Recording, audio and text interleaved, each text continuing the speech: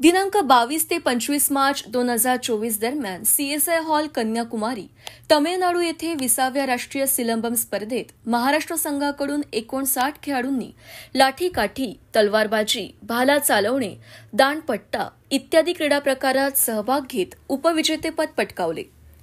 सदर स्पर्धेत संपूर्ण भारतामधून महाराष्ट्र, दिल्ली, जम्मू काश्मीर, हरियाणा, पाँडेचेरी, तेलंगणा, तमिळनाडू, आंध्र प्रदेश, केरळ इत्यादी राज्यांमधून 1200 खेळाडूंनी सहभाग घेतला। यापैकी प्रथम क्रमांक तमिळनाडू, द्वितीय क्रमांक महाराष्ट्र, तृतीय क्रमांक कर्नाटक राज्याने पटकावला।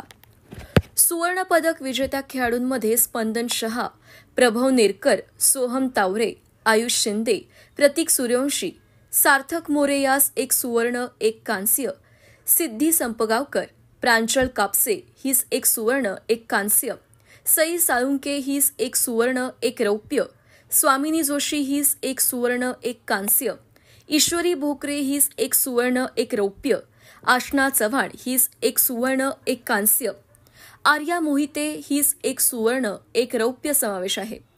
वरील सर्व पदक विजेत्या खेळाडूंना महाराष्ट्र सिलंबम संघ मुख्य प्रशिक्षक कुंडलिक कचाले, प्रशिक्षक सुग्रीव पांडेकर, सोहम पासलकर, प्रशिक्षिका आरती पांडेकर यांचे मार्गदर्शन लाभले।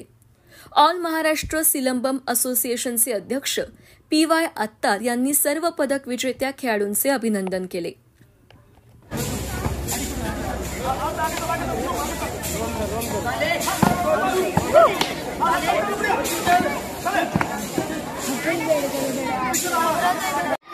Tom.